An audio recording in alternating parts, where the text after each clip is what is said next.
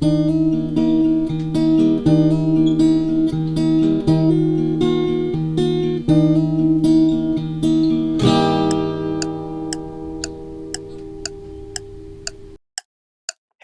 I'm Andrew with 10 Minute Therapy, and in today's video, we're going to continue our series on the topic of marriage.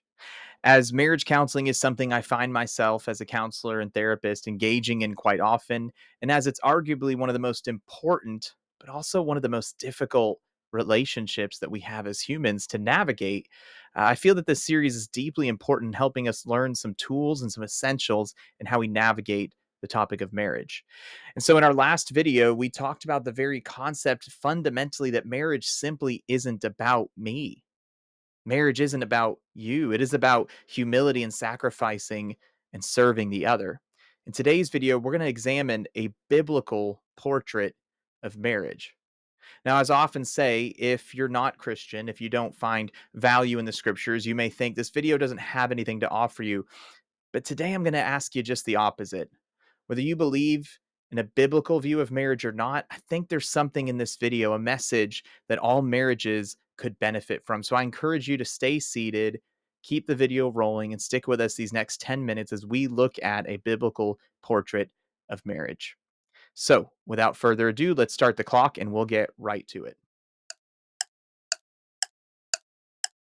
So, in our last video, we examined the concept that marriage fundamentally, foundationally, and just basically isn't about you.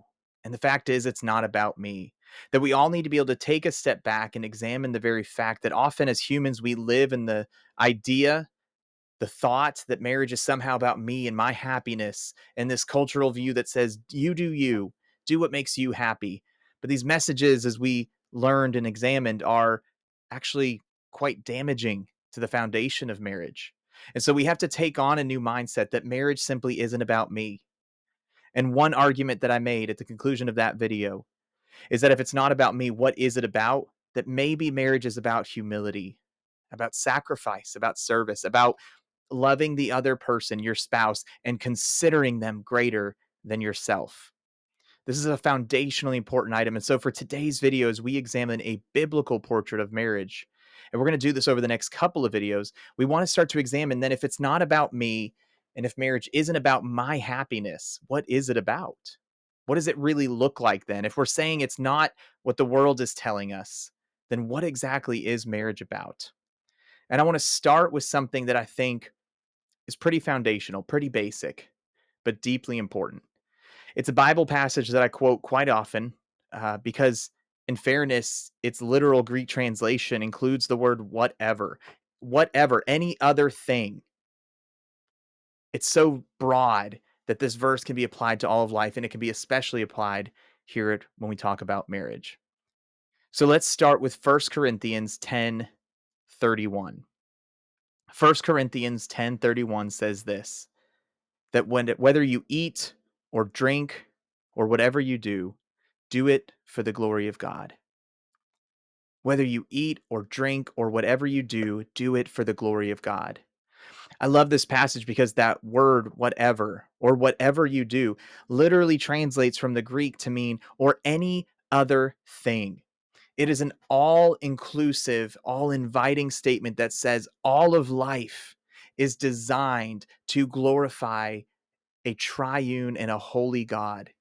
So, therefore, whether my life is being a counselor or a teacher or an accountant, whether my life means I'm single or married, a parent or not a parent, whatever my life looks like, I have the opportunity every day to glorify God with my mind, my heart, my body, my soul, with all of who I am.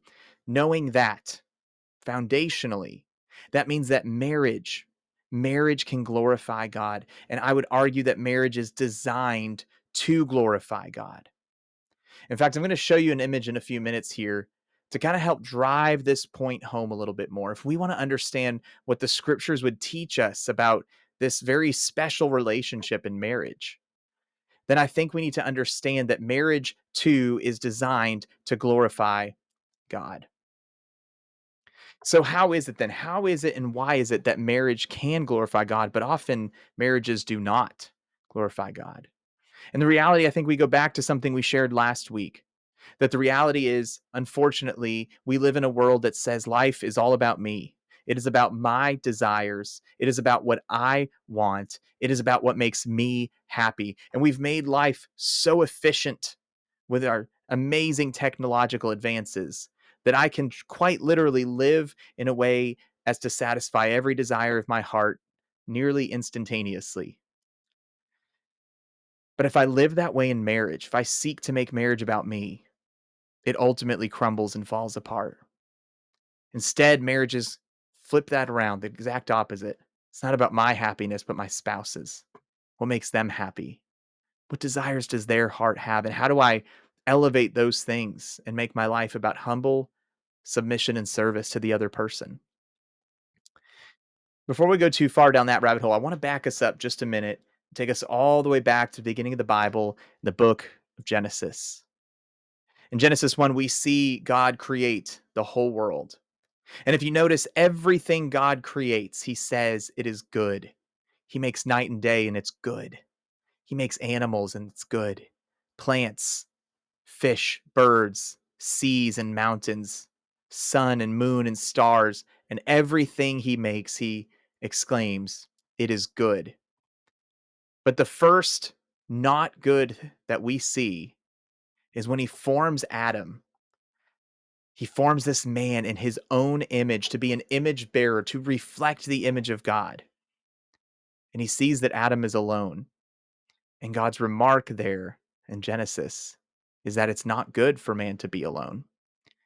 And so from Adam's rib, he crafts Eve. It's the first not good in the Bible. Everything God makes is good, but Adam being alone is deemed not good and not sufficient. And therefore, he makes a helper, he makes a partner. And what we can deduce from this is that marriage becomes this very special relationship in which an almighty God who knows all sees us and says it's not good for you to be alone. So I've crafted this partner for you, and the two become one flesh, it says. And they enter into this covenant of marriage, not a compromise of marriage and not a contract of marriage, but a covenant of marriage.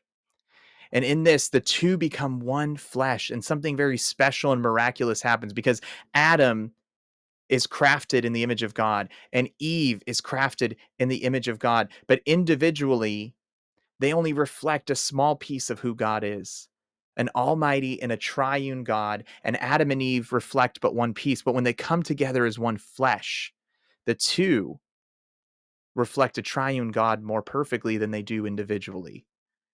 So here again, marriage becomes something very special. It becomes a unique human relationship that can glorify God in a way that others just can't.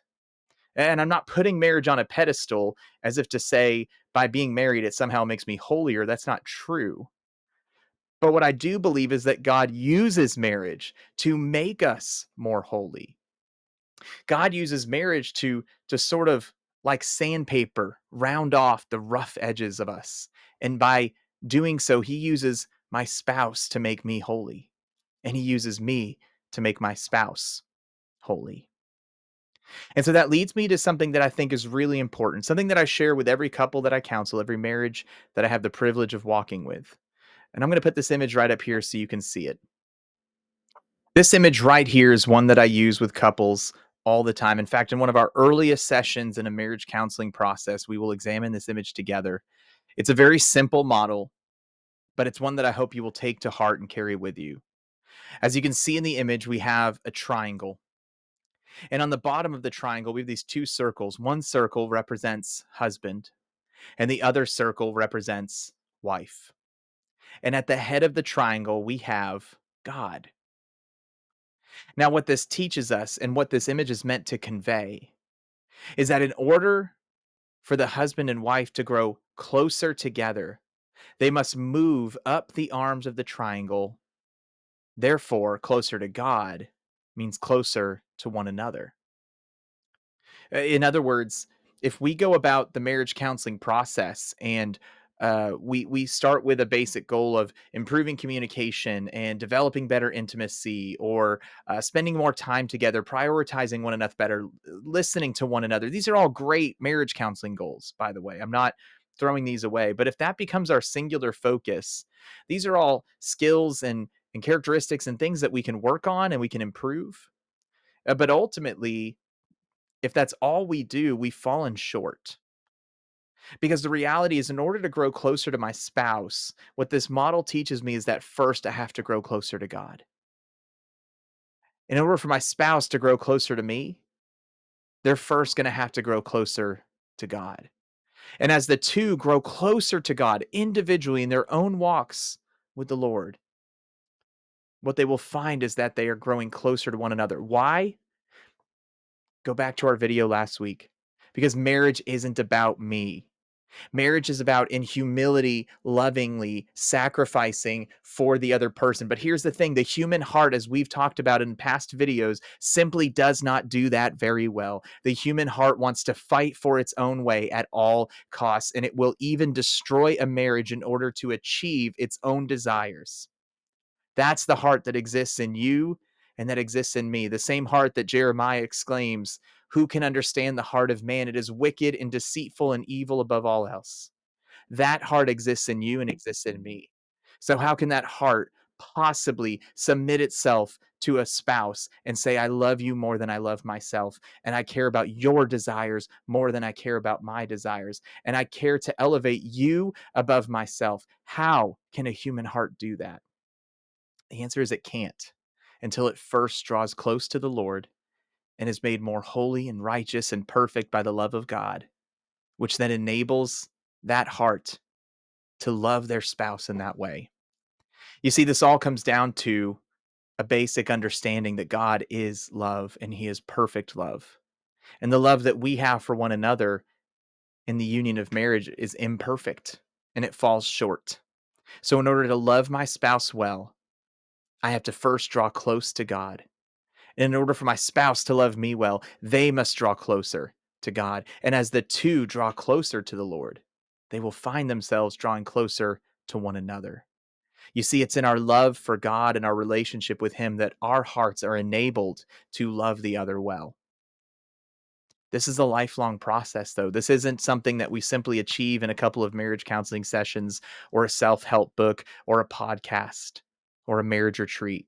This is a lifelong process that for the rest of our lives, we are committing to one another in the union of marriage, in the covenant of marriage, that we will individually draw close to God in order that our hearts are enabled to love the other well. So, as we wrap up this video today and we walk away with does a biblical portrait of marriage teach us? It teaches us a couple of things. Number one, marriage isn't about me, it's about loving and serving the other. Number two, I can't do that on my own. And so, the only way that I can love my spouse well is to draw closer to God so that ultimately his love changes and shapes my heart, therefore, enabling it to love my spouse well. And lastly, let me reiterate 1 Corinthians 10:31. Whatever we do, we have the opportunity to do it for the glory of God. And when we engage in this biblical portrait of marriage, that glorifies God.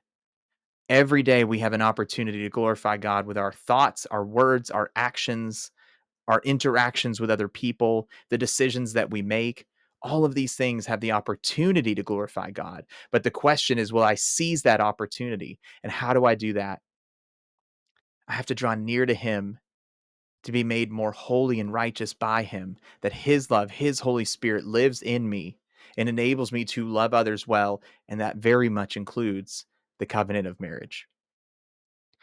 So, as we continue in this series, I hope you will join us in our next video. We're going to examine what I believe is a critical passage, but also a passage that gets widely abused, and that is the passage of Ephesians chapter 5. We're going to look at, what does that really mean? What does it teach us about the roles of husband and wife?